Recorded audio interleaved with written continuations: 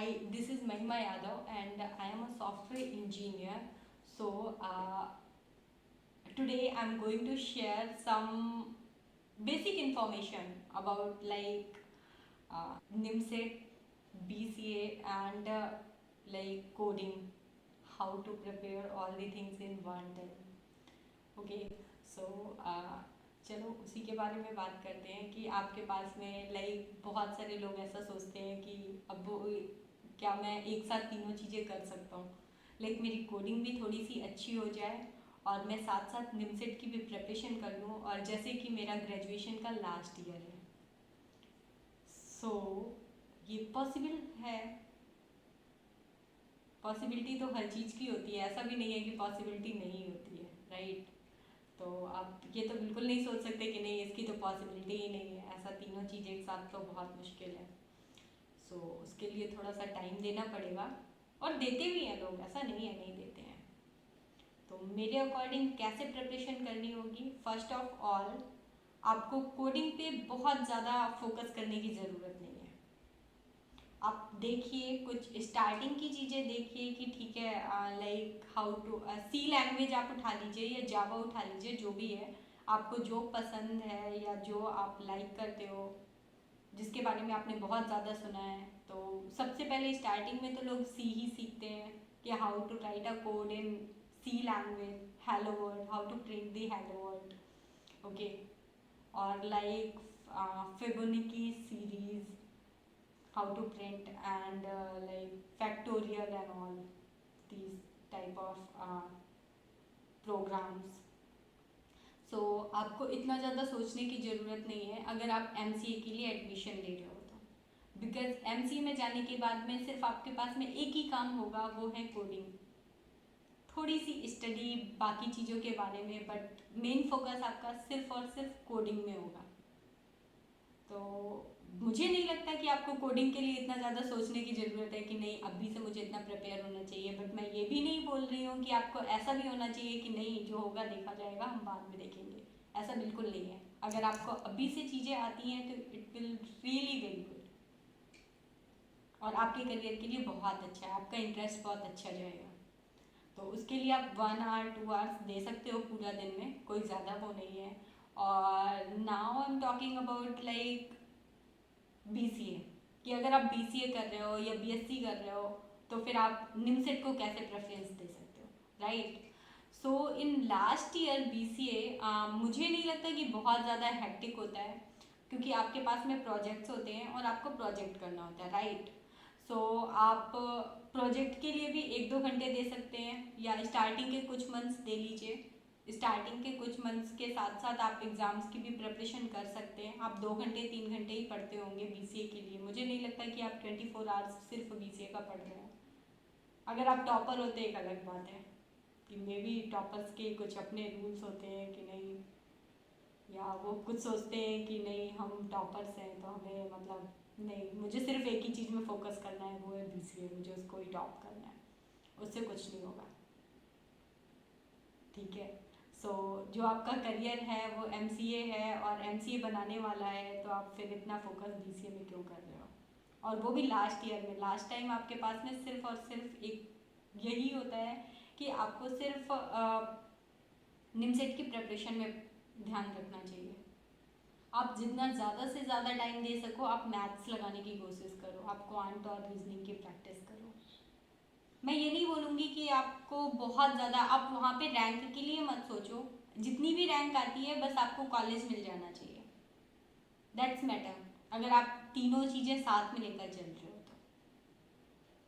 तो सबसे पहले यही बोलूँगी, आप अपना टाइम टेबल बना लो। टाइम टेबल बनाने के अकॉर्डिंग, उसके अकॉर्डिंग आप देख लो कि आपके पास में कितना टाइम किसके लिए जाता है, और रात में 1-2 घंटे ही आप कोडिंग के लिए दो, इससे ज़्यादा देने की ज़रूरत नहीं है अभी, अगर आप MCA के लिए सोच रहे हो तो। आपको फोकस सिर्फ और सिर्फ अपने निमसेट में करना होगा, अगर आपको निमसेट क्लियर करना है तो। आप 1-2 घंटे दे लो BCA के लिए, इसके बाद जितना भी टाइम बचता है आप निमसेट के एग्ज़ाम पेपर सॉल्व करने में कोशिश करो। लास्ट के 10 ईयर के एग्ज़ाम पेपर ले लो, उनके क्वेश्चंस देखो कौन कौन से क्वेश्चंस में आप फंस रहे हो, तो वो क्वेश्चन सॉल्व करने की कोशिश करो।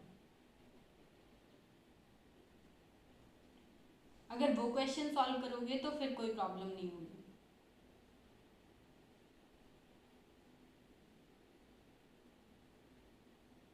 लास्ट ईयर के एग्जाम्स पेपर, या फिर मैंने पहले भी बोला हुआ है कि आप रेफरेंस ले सकते हो उसका, आर डी शर्मा का, अमिताभ अग्रवाल का।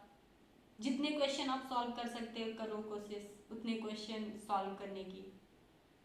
उसमें आपको बहुत सारी चीज़ें हैं ऐसी जो आपको लगेगा नहीं आपने 12th में किया हुआ है। अगर आप बीएससी के स्टूडेंट हो तो आपको मैथ्स तो बहुत इजी लगेगी। आई डोंट थिंक सो कि बहुत ज़्यादा आपको हार्ड लगेगी।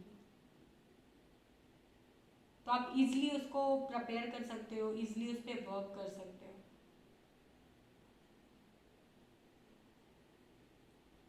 तो साथ साथ कोडिंग के लिए इतना ज़्यादा सोचने की ज़रूरत नहीं है। मैं पहले भी बोला मैंने और अभी फिर से मैं बोल रही हूँ, आपको अगर सच में साथ में एग्ज़ाम निकालना है तो आप सिर्फ निमसेट और अपने ग्रेजुएशन में फोकस करो। मैं ये बिल्कुल नहीं बोलूँगी कि आप ग्रेजुएशन में फोकस नहीं करो, क्योंकि अगर आपका ग्रेजुएशन क्लियर नहीं होगा तो आपके निमसेट देने का कोई मतलब नहीं है, राइट। उसमें अगर रैंक आ जाती है या आपको सिलेक्शन मिल जाता है, अगर निमसेट अगर आपके बीसीए में मार्क्स अच्छे नहीं आए तो फिर आप निमसेट नहीं दे पाओगे। तो उसको 60% भी बनाना बहुत इम्पॉर्टेंट है। तो आप उस पर भी फोकस करो और इसके बाद में निमसेट का भी देखते जाएं, साथ साथ में 2-4 घंटे दे दीजिए।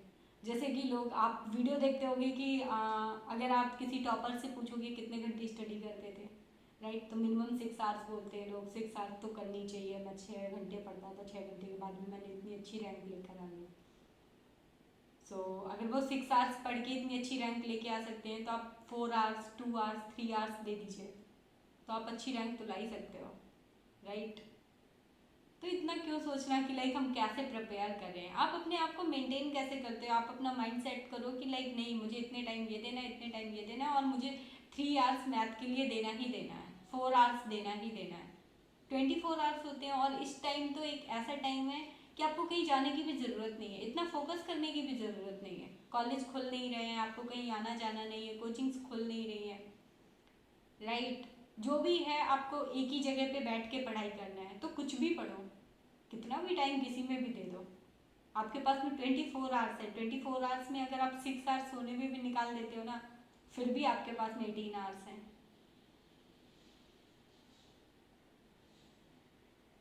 तो 18 आवर्स में अगर आप 10 आवर्स भी अपनी स्टडी को दे रहे हो ना, तो यकीन मानो आप बहुत अच्छे हो।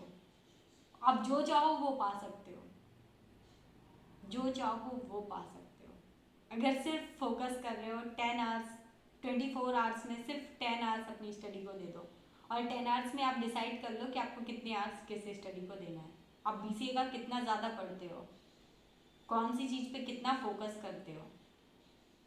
और वो लास्ट ईयर है, लास्ट ईयर में प्रोजेक्ट्स ही होते हैं। मुझे नहीं लगता कि किसी भी इंस्टीट्यूट में स्टडी होती है, और प्रोजेक्ट में इतना टाइम तो वैसे भी कोई नहीं देता कि 6 मंथ या 1 ईयर दे रहे हैं, राइट। 6 मंथ तो कोई भी नहीं देता। तो अपने निमसेट में फोकस कर सकते हैं आप आराम से। कोडिंग का है, इंटरेस्ट है तो कोडिंग भी करिए। गीक फॉर गीक्स है, इंडिया बिट है, कई सारे प्लेटफॉर्म्स हैं, आप वहाँ पे जाके सर्च करो, कोडिंग करो बेसिक से, स्टार्टिंग से, राइट। तो बस अपनी जर्नी को इसी तरीके से आगे बढ़ाओ और फिर अच्छे से सिलेक्शन मिलेगा, नो डाउट। अगर इसके बाद भी आपके पास में कोई क्वेश्चन है, कोई डाउट है, तो आप मुझे कमेंट करिए। और जैसे कि मैंने इंस्टा आईडी वगैरह भी शेयर किया हुआ है, तो अगर आपको वैसे बात करनी है, लाइक को बहुत ज़्यादा टॉक करनी है, बहुत ज़्यादा डाउट है, तो आप वहाँ पे भी कमेंट कर सकते हो, मैं आपके रिप्लाई देने के लिए रेडी हूँ। बट कोई भी डाउट नहीं होना चाहिए, because this is your career, ये आपके करियर का सवाल है, ओके। सो नो डाउट, किसी से भी आप पूछो। और एक चीज़ और मैं बोलूँगी कि जब बात हमारी स्टडी की आती है, हमारे करियर की आती है, हमारे फ्यूचर की आती है, और बात हमारी पढ़ाई की हो, तो कभी भी किसी से भी कुछ भी पूछने से पहले सोचने की ज़रूरत नहीं है, क्योंकि आप कोई गलत काम नहीं पूछ रहे हो, राइट। आप अपने स्टडी के बारे में पूछ रहे हो। और मूवी तो सबने देखी होगी, लाइक 3 इडियट्स। ज्ञान है, सब जगह बट रहा है, जितना चाहो उतना समेट लो। तो पूछने में कुछ नहीं जाता, जो भी डाउट है फ्री होकर पूछो, कहीं ना कहीं तो रिप्लाई मिलेगा। अगर एक नहीं देगा तो दूसरा देगा, दूसरा नहीं देगा तो तीसरा देगा। एक डाउट क्लियर नहीं होता है तो दूसरा होगा, दूसरा नहीं होता है तो तीसरा होगा, बट डाउट्स तो क्लियर होंगे फॉर श्योर। ओके, सो ज़्यादा सोचने की ज़रूरत नहीं है।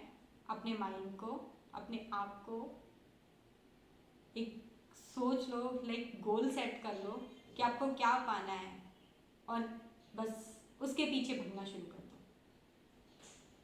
बाकी की चीज़ें अपने आप क्लियर होती चली जाएंगी, क्योंकि उन्हें उनकी मजबूरी है आपके साथ आना। ओके, तो मेरी तरफ से सिर्फ इतना ही। बाकी ऑल दी बेस्ट, अच्छे से प्रिपरेशन करना, थोड़ा थोड़ा टाइम सबको दो। जो आपको लगता है बहुत ज़्यादा इम्पॉर्टेंट है तो उसको थोड़ा ज़्यादा टाइम दो, उसको हम प्रेफरेंस थोड़ी ज़्यादा देते हैं। Fine, thank you.